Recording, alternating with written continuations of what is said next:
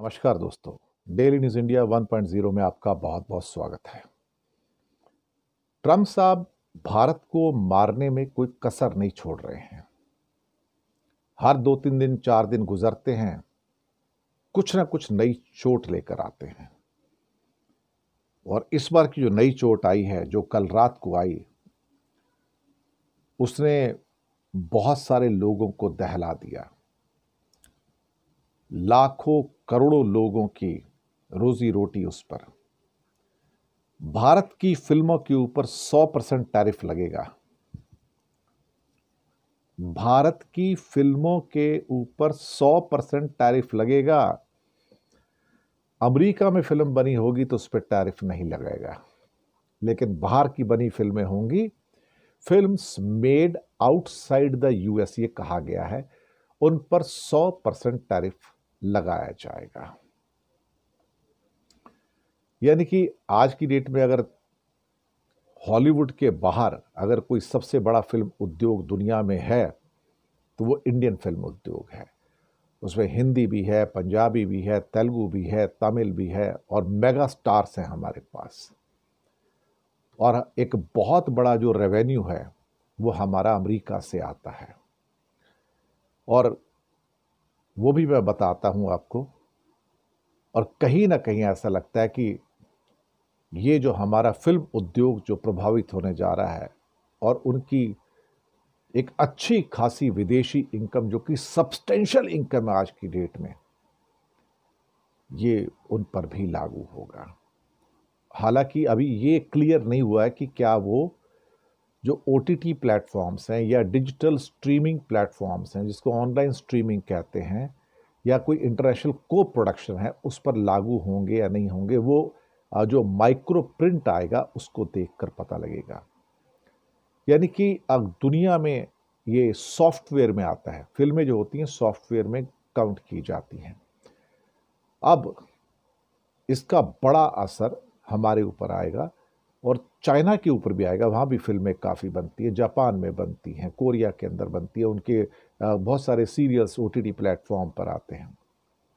कहने को तो अमेरिकन फिल्म इंडस्ट्री पहले से ही मजबूत है, लेकिन वहाँ पर जैसे चाइना और हांगकांग की बने मार्शल आर्ट्स की फिल्में, एक्शन फिल्में काफ़ी फेमस है। चाइनीज़ समुदाय भी वहाँ पर बहुत है। इसके अलावा भारत, साउथ कोरिया, मैक्सिको और यूरोप की फिल्में भी वहाँ पर दिखाई जाती हैं, वहाँ जाती सारी। लेकिन एक किस्म से भारत की फिल्मों के ऊपर बहुत बड़ी ये एक चोट है, 100% का ये जो टैरिफ लगाया गया है। और अभी हम इसकी कल्पना भी नहीं कर रहे थे, लेकिन अचानक से जो बाहर से निकल के आया है, ये मुझे लगता है कि ये अपने आप में मेरी कल्पना लोग से परे हो जाता है कि भाई इतना हो सकता है। भारत का जो डायस्पोरा है वहाँ पर, जी हाँ, वो करीब करीब एक साल में $100 मिलियन खर्च करता है उसके ऊपर। आप ये कह सकते हो कि मोटा मोटा तेलुगु, हिंदी, तमिल, पंजाबी दूसरी फिल्मों को देखने के लिए करीब करीब 1,000 करोड़ रुपए इंडियन करेंसी में हर साल भारतीय लोग इन फिल्मों को देखने में खर्च करते हैं। 1,000 करोड़ रुपए ये मिनिमम का है इसमें। अब 100% टैरिफ, इंपोर्ट ड्यूटी और tax on movies made outside US, यानी कि वहां पर जो शोज होंगे उसके ऊपर 100% का टैक्स लगाया जाएगा।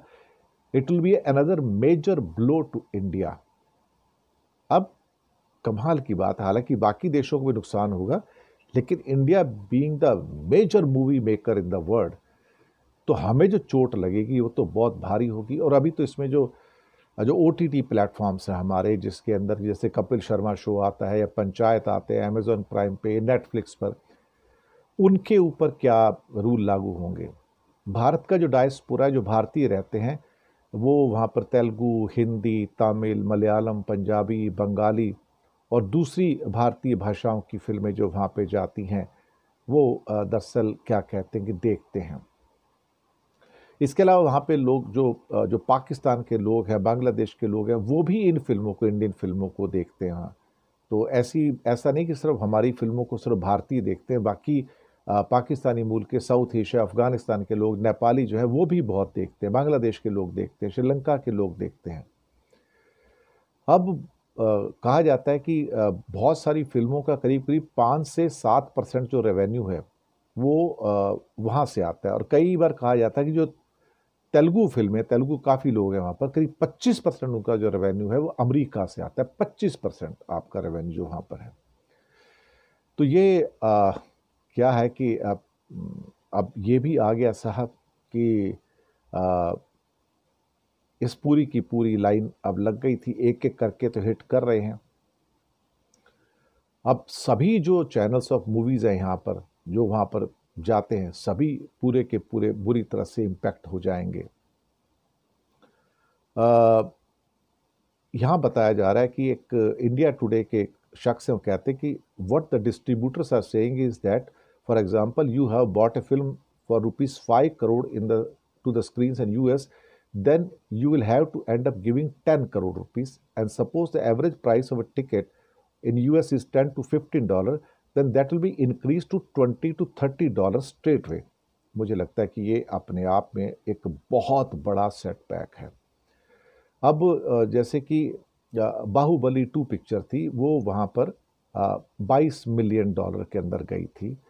कल की 2898 एडी थी, पठान, आरआरआर, पुष्पा, जवान, एनिमल, ये 15 से 19 मिलियन डॉलर वहाँ पर ये गए थे वहाँ पर। और उसके बाद उनके रिटर्न्स काफ़ी अच्छे मिले थे। अब मुसीबत ये है कि अब गुड्स के ऊपर 50% की ड्यूटी और अब फिल्मों के ऊपर 100% की ड्यूटी, यानी कि $15 का, $20 का टिकट अब $30 का, $40 का हो जाएगा। दिस इज समथिंग, मतलब हमारे जो मूवी मेकिंग है, हमारा जो इसका बिजनेस है, वो एक किस्म से कहा जाए तो उसको बहुत बड़ी चोट लगी है।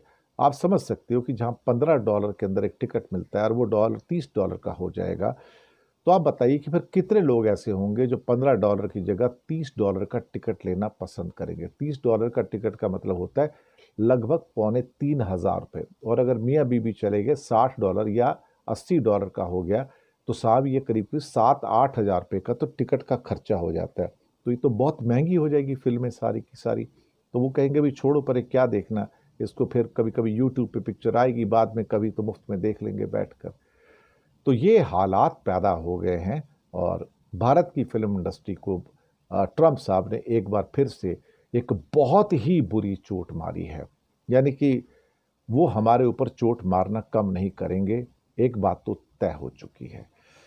पता नहीं अभी कितनी चोट और मारनी है उन्होंने, भगवान ही जाने, भगवान ही जाने। शुक्रिया आपका।